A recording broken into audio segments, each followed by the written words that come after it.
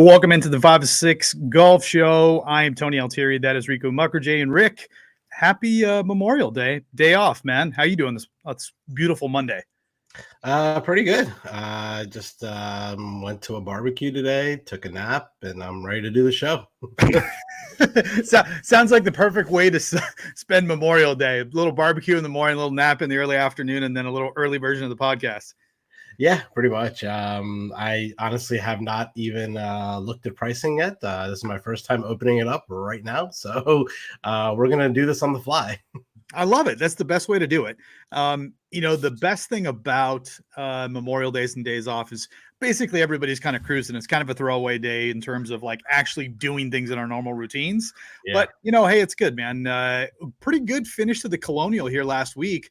Grillo, you and I, basically, we talked about it all weekend in the Discord. Like, no real flyers in DFS. None of our bets were even close to, even sniffing any smoke. And then Grillo, who I think a lot of people were on, but it feels like every time he's in the field, like he's got his guys that just back him and bet him. But he finally closed the deal. I think it'd been like 6 or 7 years since he'd won his very first PGA tournament, but Grillo a winner again at Colonial. Yeah, man. He definitely was on my radar for DFS. I played him in DFS. I just happened to play him in the worst lineup possible. So he was only in one of my lineups, and he was the only one that made the cut in that lineup. So it was a pretty bad week DFS wise for me. But yeah, man, he tried to give it away at the end. He did not close the door like he was supposed to, and it was pretty interesting that last hole. Yeah, the way that things transpired, right? Like he hits the tee ball way right. It ends up in a creek and rolls for like a good 3 or 4 minutes down this like watery creek until it finally comes to rest. Yeah. I thought it was funny because I don't pretend to know the rules as well as most people do in terms of the way the PGA rules officials like govern things, but they waited all that time for the ball to stop, and then they went back to where his ball entered in the canal. So, like, why not just, instead of the ball's rolling down the canal, like, where it went in, just let him drop from there and call it a 2-stroke penalty and move on. Like, I don't understand why they had to wait till the ball came to rest before they picked it up and then moved it back to it where it originally went in. Yeah, I don't know either. I was a little confused by that. I was also a little confused with the fact that they said that if he wanted to, while that ball was moving down that stream, he could have hit it while it was moving and not incur a penalty, which was weird. Yeah.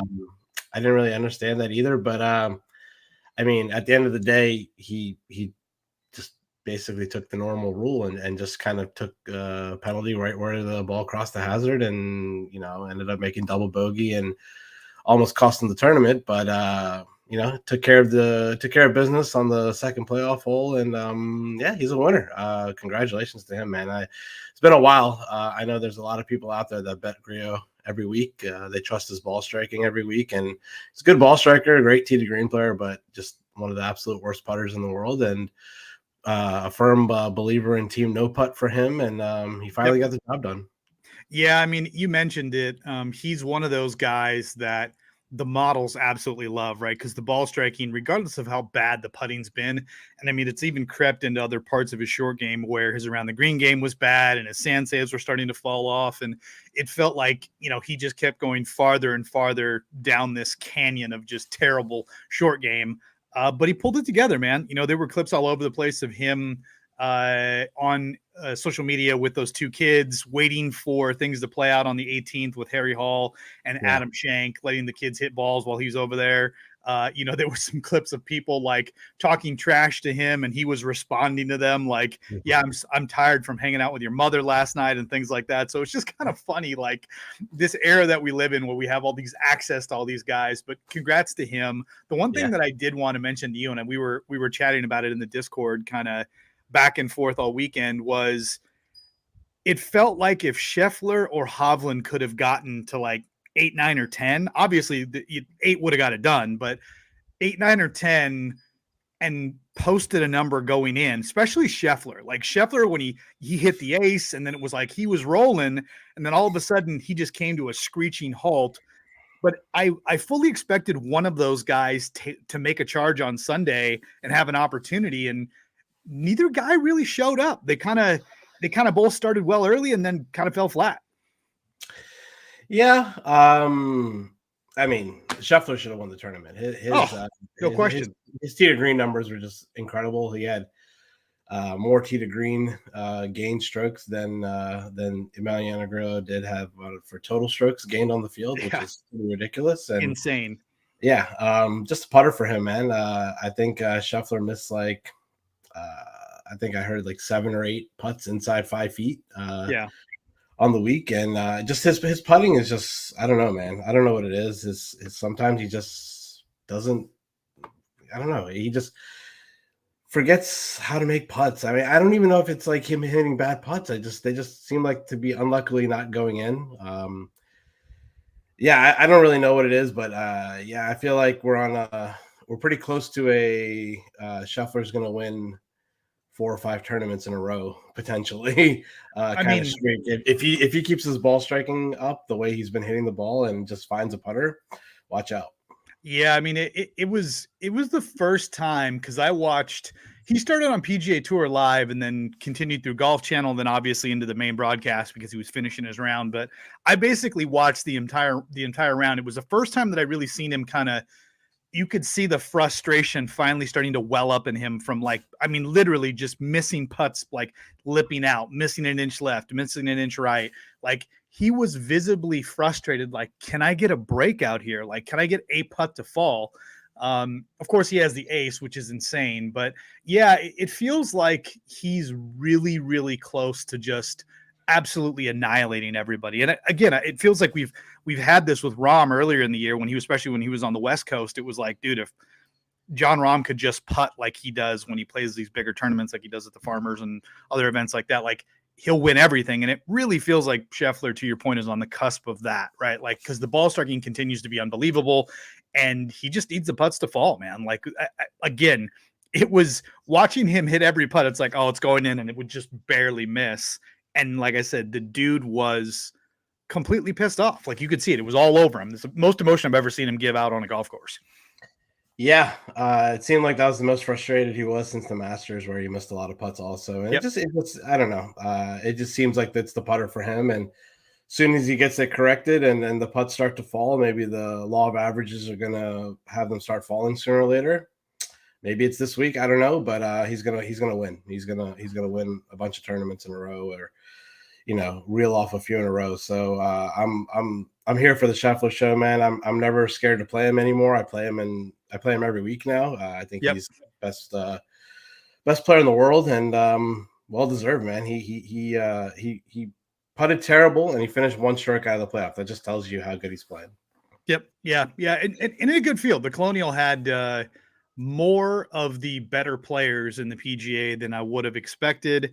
Obviously this week coming out of a major and then this week going right back into another elevated event, to see that many of the world's best players playing, to see a number of guys, big names like Finau and Spieth miss the cut, surprising. But here we are at the Memorial, Jack's Place, back in Ohio, one of the toughest tracks each and every year. It's a par 72, I think, and it's like 7,500 yards, one of the longest courses from a course setup perspective. Some of the largest fairways, easy to be in the fairway, but obviously a bit of an advantage with distance, and some of the smallest greens. Green regulation at this course is some of the lowest percentage of any course on tour. So obviously going to be a key stat for the guys we're targeting this week. I'm curious, just off the hop, before we get too much into it, is there anybody that it's just like, this is my guy this week? Like, you had mentioned Scheffler, like, don't be afraid to play Scheffler. Just play Scheffler. Mayal was 100% on Scheffler last week for good reason. But is there anybody just off the hop that you're like, this is the dude when I think of this tournament that every year he's just in the mix? I would probably say the guy in our thumbnail right there, Patrick Cantlay. Either him or John Rahm, I guess. They're the 2 guys that have dominated at this course throughout the years. So I would say that's my guy this week, Patrick Cantlay. Yeah, it's difficult to shy away from Patrick Cantlay. Yeah. And we'll get into it here. I mean, you look at the results that he's had at this course over the last 4 or 5 years. I mean, the dude's been like, been lights out here. Oh, what'd you say, Rick? I'll be right back. Okay. So when you look at what Cantlay's done here, he's got 3 top 5s in the last 5 years. His worst finish is a 32nd. Obviously, he won the Rahm COVID year when Rahm should have won the tournament after the workday. And the workday is kind of a weird thing. We'll talk a little bit more of that when we get into Morikawa and Justin Thomas. But, Cantlay obviously is the guy that just year in and year out just seems to play really, really well. The other guy you mentioned is Rahm. And short of the 1 year he had to withdraw and he probably should have won, the guy's got a first place finish and a 10th place finish. So it would seem like those two guys are probably going to be the chalkiest. And again, it's difficult to project on a Monday on a holiday because not a lot of people are building lineups today. But any thoughts from you, Rick, on where do you think ownership's going to be? Do you think people are going to start at the top, grab like Rahm, or go Cantlay, Xander? Like, where do you think things are going to kind of pencil out at the top of the board? I think it's going to be pretty even between Rahm, Scheffler, and Cantlay. And then Rory's obviously going to get squeezed. Xander always gets ownership. Morikawa is going to get squeezed. And in the 9K range is looking like it's going to be some Hatton. Hatton's going to be the chalk there. And then everyone else is going to kind of be pivots from there. So interesting situation, but not unexpected, especially with what we just were talking about. Scheffler, Rahm, Cantlay, Xander, those are the guys this week. So yeah, I mean, those are the guys we like. And if you want to pivot off those guys, you can. That's going to be the pivot ways to go. And yeah, I like those 4 names, man. Scheffler, Rahm, Cantlay, Xander. Like, those are the 4 guys up there. I like Hatton. He's been hitting the ball so good. You got to talk me into some other guys here. I don't know who else I like up here. There were 3 guys that I wanted to talk through you that I was kind of like circling on as not necessarily pivot plays, but I'm curious to see where they end up. And that's the guys in between Xander and Hatton. It's Morikawa, Hovland, and Day. Morikawa, I mentioned it. He won the workday, which was a little bit different setup, but in the COVID year, when they played back-to-back events here, the workday and Memorial, he beats Justin Thomas in a playoff. One of the best playoffs I've seen in a very long time. Both guys hit just massive putts to get to the point where in the playoff where they ended up. But Morikawa he's been kind of just middling. You could say the same thing about Hovland outside of the way that he played at the PGA.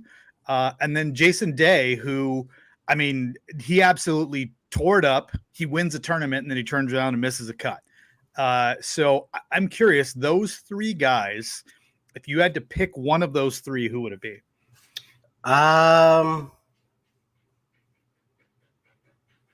Jason Day, probably. Jason Day. Really? That surprises me. Yeah, I mean, he's an Ohio guy, Ohio course. He has decent history here. Didn't play well at the PGA, but that was coming off a win. I think he's just hitting the ball good. So I think my choice there is definitely going to be Jason Day. It's interesting because statistically, like, he rates out okay. I mean, he's been on fire. His bogey avoidance, has been phenomenal. I think that's going to be key this week. Par 4 scoring, he's inside of the top 5. Where, he is maybe not as good as Morikawa or Hovland his approach, right? Like, both those guys are, 2 of the best players on the PGA in terms of approach, and he's not quite there. The ball striking, to your point, has been better, but interesting to hear you say Day. I'm curious because I know Hovland hasn't really had great success at this tournament. Like, he hasn't played well here, but you would think it would set up for him. Like, I'm really surprised that a course where kind of short game and putting is kind of mitigated because things are so difficult. Like, that's typically where we see him play well, and for him to basically struggle to make the cut in the only 3 times he's appeared here, I mean, it may just be one of those courses where it just doesn't suit his eye. Yeah, that could be it. I'm not really sure why Hovland hasn't played great here, but I'm just not a Morikawa guy, man. He's just been playing bad recent form. Hovland, bad course history. I think out of those guys, I think Jason Day is my guy in that little pocket right there. But I think I'd rather just get the savings and go to Hatton at 9,300, who's just incredible right now, tee to green and playing really well. Yeah, I like if I had to pick two guys that I like the best, it would be Hatton and Thomas. Hatton may end up being my one and done this week. I just, he's been on a tear. He's only played this course once before in the last 5 years. Not a great finish. But him and Justin Thomas, like I just think there's a lot of upside for the pricing versus, especially the last three guys that we just listed. I haven't really heard much about Sungjae or Fitz, but you would think this would be a good fit for Matthew Fitzpatrick. And then, I just, those two guys, Hatton and Thomas, to me are my favorite above $9,000. And like I said, I'm pretty close to making Hatton my one and done pick. For me, the biggest thing with him is just he's played phenomenal in these elevated events. He has, I think, the best track record for anybody that hasn't won an elevated event in terms of where he's finished. And then statistically, he rates out really, really well. He ranks out in the top 15 in terms of key stats. For me, it's greens and regulation, off the tee approach, proximity from 175 to 200. And I mentioned bogey avoidance. And he is one of the best players in the field in terms of bogey avoidance. But yeah, Hatton and Thomas for me above 9K. And if I had to grab somebody out of the 10Ks, it's tough to pull away from Cantlay, but I think I would lean Xander. Okay, I could see that. I just love Cantlay's course history here, man. It's just, you can't argue with it. Yeah, Xander has great course history too, but yeah, you can't go. I don't think you can go wrong with either of those. I mean, you can even start your lineup with both of them, but yeah, I mean, if you're gonna make me pick between the two, it's probably Cantlay. But I know you're more of a Xander guy, but yeah, I think I'm the Cantlay guy. You're the Xander guy. I like it. Dropping down into the 8Ks. At the top there, Jordan Spieth, fresh off the miscut at Colonial, where he'd been fantastic. The two guys for me, one guy's a question mark, the other guy I absolutely love, but I have a feeling he's going to be very chalky. The chalky guy I think is going to be Si Woo. I love him this week. And the other guy that I'm debating on, I'm trying to play the upside narrative, is Cam Young. He has not been good. But again, bent grass, tough conditions, like historically, and again, we have a short record on Cam Young. He's only been on tour for about a year and a half, but I just feel like this should set up very well for Cam Young. And I recognize like his approach stats have not been great here over the last month and a half, took some time off, but I don't know, man. I just pedigree wise, style of play, I like Cam Young here. And if I had to pick a third man in, it'd be down there by Siwoo, it'd be Adam Scott. Yeah, I like those calls. I like Decky. I like Ricky. I like Tigala. I like Connor. I like this range a lot. If I was gonna pick my favorite play here, it'd probably have to be Ricky. He's playing the best out of all these guys, in my opinion. But yeah, I mean, I don't mind the Cam Young call. Just his recent form is just awful. Tony, I'm sorry about doing this, but my son is like screaming downstairs, and my wife is not here at the moment. I'll be right back. Okay. You're good, man. I don't know if he just hurt himself or something, but I'm gonna go check on him. Okay. Okay, you got it. All right, I'll shoot you a text if I'm not gonna be back. All right. Okay. Yeah, I'll be right back. So rolling through this range, if we're to look at the key stats and what's happening here, the guys that I really like, I mentioned Adam Scott, Siwoo, and of course Cam Young. Cam Young statistically is just, he has not been the guy that he was last year. He was rookie of the year last year, and has played phenomenally, especially in these very difficult fields. We just haven't seen that come to fruition for him this year. But the two guys at the bottom of this range, Adam Scott and Siwoo, Rick mentioned Ricky Fowler. Of all of the guys, we've seen really three kind of rise back to resurgence, being some of the best guys on tour statistically and their finishes. And that's Day, Fowler, and Adam Scott. Adam Scott is kind of the forgotten man in all of this. And the big difference between him and the other guys is how Adam Scott has putted. His putting splits are phenomenal. Again, he's more of a POA putter probably than anything else. But I do love Adam Scott on these long, difficult courses, leaning ball striking. His form is phenomenal. He comes in with a 31st at the Heritage, a 5th at the Wells, 8th at the AT&T, and then, of course, at the PGA Championship, he finishes inside the top 30. His course history here is also pretty good. Over the last 5 years, he's made the cut 4. He has a top 5 finish, even though last year he didn't perform that well. The other guy is Si Woo. And the only edge that I would give to Siwoo, probably over the other guys that I like in this range, is Siwoo's course history has been very, very good. His last 3 tournaments here at Memorial, he's finished inside the top 20. So I do like the upside with Siwoo, and coming in, he's been playing some of the best golf that we've seen him play in his career. So I think Siwoo is a strong play down in this range.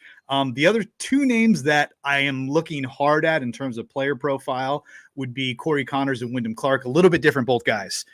Corey Connors is a ball striking maven. He's team no putt, but like we talked about off the jump, for whatever reason, short game here at Memorial is kind of mitigated, right? So Corey Connors, not great on the greens. He has trouble around the greens from time to time. But if we're talking about pure ball striking, playing well and doing those things, you got to think Corey Connors has the ability to contend here at Memorial.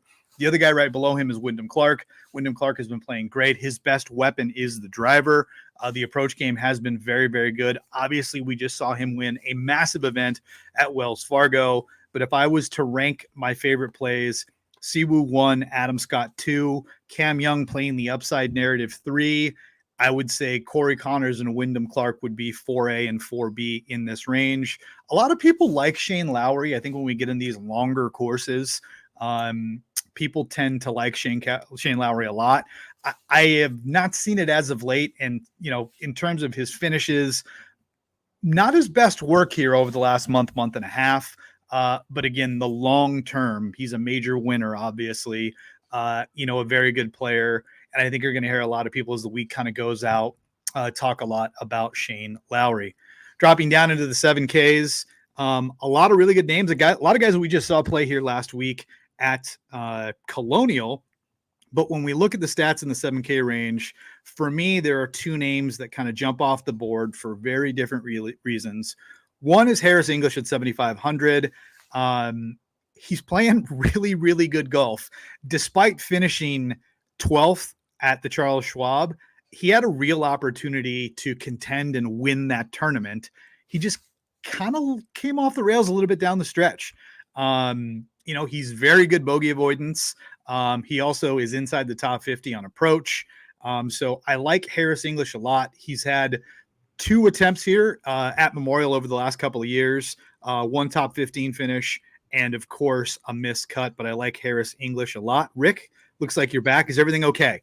No, it is not okay. My son is throwing up violently. Oh, no. I'm going to go tend to him. I'm so sorry. I'm not going to be able to finish the show. No worry, dude. I'll carry us home. Take care of Callaway, man. No, he's good. He's good. I think at least I'm going to go tend to him. My wife's not home. Otherwise, she'd be handling it. But I'm doing babysitter duties and trying to do the show at the same time. No sweat, dude. Well, take care of the little one. I got sick ones here at the house too, which is why I'm broadcasting from outside. But no worries, man. I don't know if he ate something bad at the barbecue earlier. I'm not really sure, but good luck with the rest of the show, and I will catch you next week. All right. Sorry. Sounds good, man.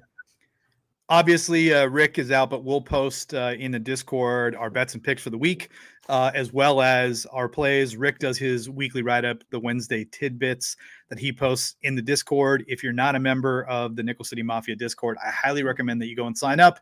It's easy. It's quick. It's like a big, long text string that we continuously fire back and forth all week.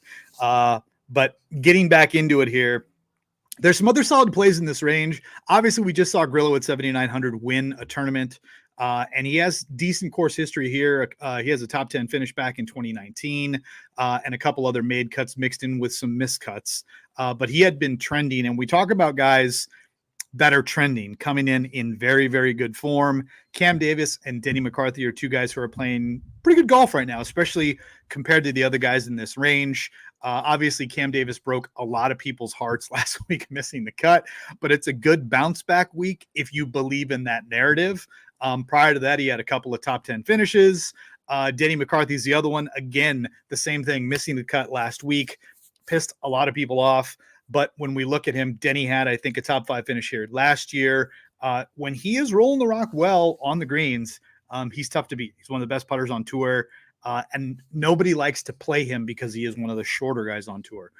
So it is a good place to kind of buy a guy that if he's putting well, can obviously contend. Two other names that I'll throw at you above 7,500: Keith Mitchell and Matt Kuchar right there. Cooch was a popular guy for a while until he missed the cut at the PGA. We haven't seen him prior since that time. Keith Mitchell started the season very, very well. He has good course history here, a couple of top 25 finishes. So I wouldn't be afraid to play Keith Mitchell at 7,600. I feel like you're getting a lot of golfer for the money at 7,600. The other guy that I mentioned, two that I liked right at 7,500, Billy Horschel's the other one. I jumped back on Horschel last week at Colonial, felt the course fit was good. And he did okay. He made the cut. He played fine, nothing great. Obviously, Horschel won here last year. And if you look at his track record over the last 4 years, he has 4 straight made cuts. He's got 2 top 10s, obviously a win, and then a top 15 finish mixed in there as well. Good to see him kind of make the cut and play pretty good over at Colonial. Obviously, a 40th place finish, nothing to write home about. But I do like Horschel a lot here. Last year, when he was playing his best golf, we saw him win here. We saw him win at Wentworth at the BMW over in Europe. So he's a guy in big spots at tough tournaments that can play very, very well.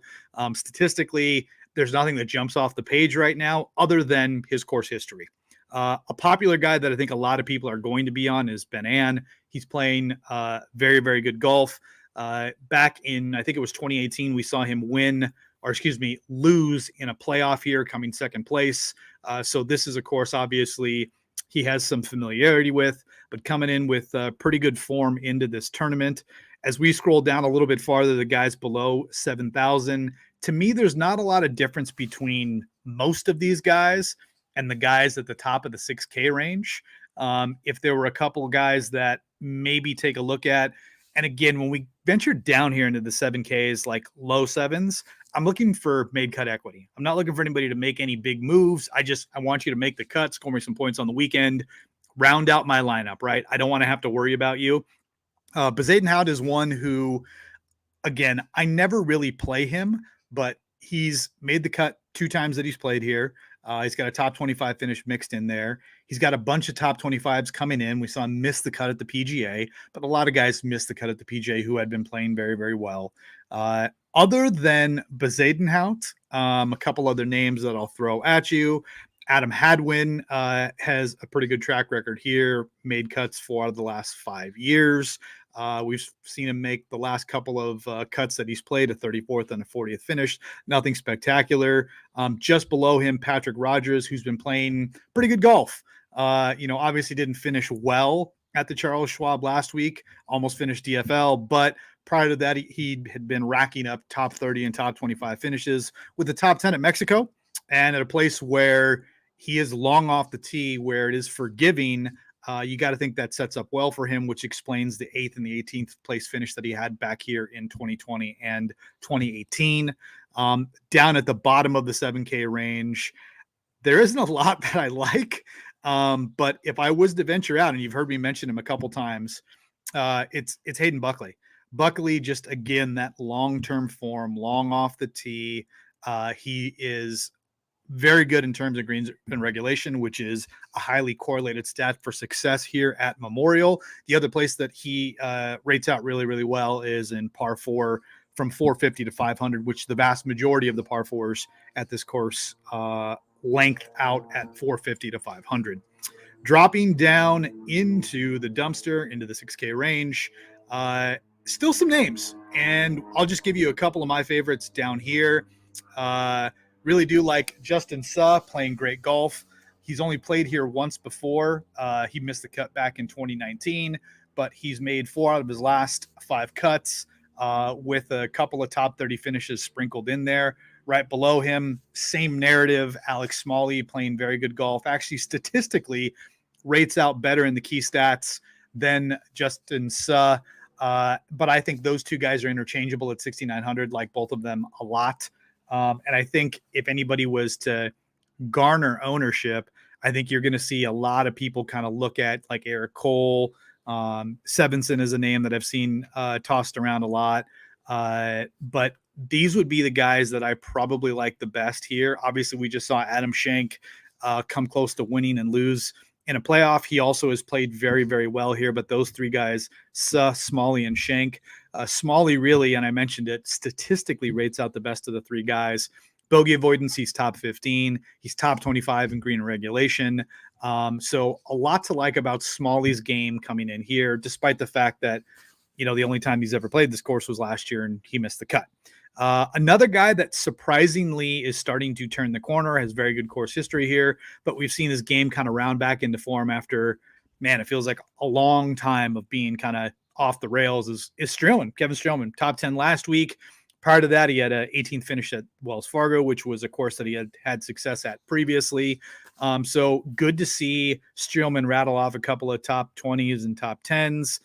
Course history, very, very good here, despite missing the cut last year. Right below him, same narrative for Brendan Todd, starting to play a little bit better. And again, a course where he has traditionally played very, very well. Statistically, again, a guy that doesn't have a lot of course history, actually never played here before, but at 6,600, Austin Eckroat rates out really well.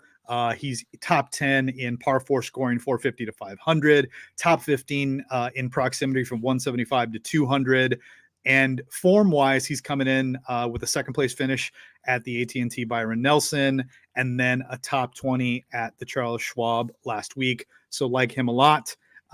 Going down a little bit farther, a couple names that I'll throw at you. David Lipsky. Lipsky, we just saw play really, really well. He's played here before at Memorial, and he's got 2 made cuts in the 2 times that he's played here. Nothing fantastic with a 37th and a 48th place finish, but again, rates out really, really well in approach. He's top 25 in approach in this field, so I like Lipsky a lot. Another name to throw at you, and we didn't see him last week because he was playing on the Senior PGA Championship, and that's Stuart Sink. Stu Sink, do think that he sets up very, very well. It's a place where he has a lot of history, even though he's only made 2 out of his last 4 cuts here. But he's been playing better.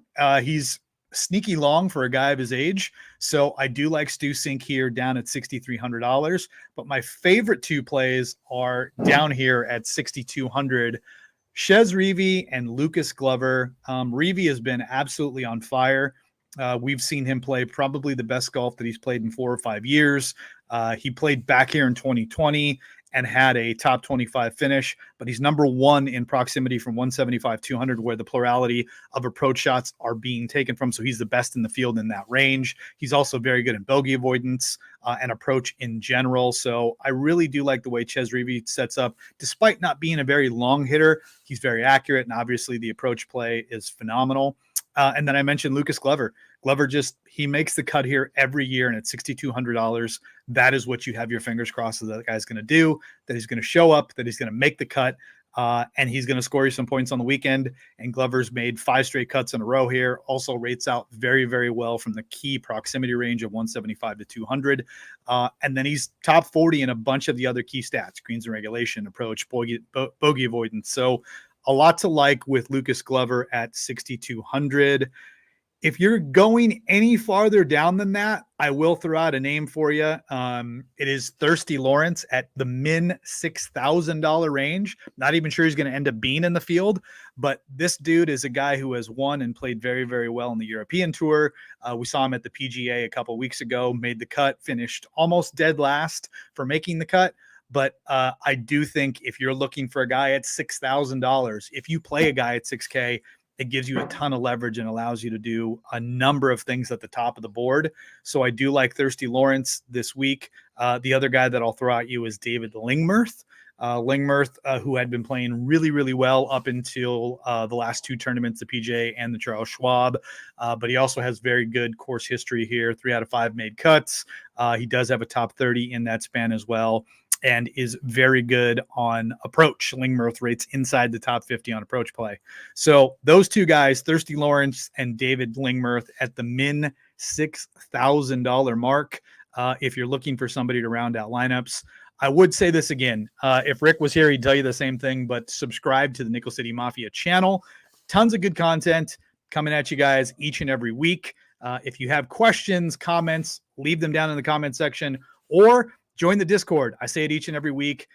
It's like a big text string, and we're constantly on it, giving feedback back and forth. So make sure that you do that. What else do I want to say here? One and done picks for the week. I'd mentioned I think I'm going to end up taking Hatton this week as my one and done. I just think he rates out really, really well for this course. And I think of the guys that I have left, I need that upside. I need a grinder. I need a guy who can put it out there. And I think the winning scores are going to end up being somewhere between, minus 12 and minus 14. If it was more of a score fest, not a Tyrrell Hatton course, but I do think that he ranks out really, really well versus the other guys here in this field. So I am fairly certain I'm rolling with Tyrrell Hatton this week. And then I will plug Mike. Mike has a big show tonight. He's got Andre Reed on the Nickel City Mafia channel. That'll be starting up here in about an hour's time at 6:00. So make sure that you jump on and watch Mike with his live interview with Andre Reed. But he will be coming up here in less than an hour. Remember to subscribe to the Nickel City Mafia channel. Leave a comment. We will get back to you. Join the Discord. And best of luck to every one of you this week. Rick, if you're listening out there, man, best luck with Callaway, dude. I hope he's all right. And I hope he just, ate a bad hot dog at the barbecue. But for everybody out there, happy Memorial Day off. Salute to all of those that serve and that have served. Thank you so much. Good luck this week. And we will see you back here next week for, it's not an elevated event. It's not the US Open. Gosh, we got an event next week and I can't remember what it is. Doesn't matter. We'll deal with it then. Good luck this week. And we will see you guys back here again. Take care.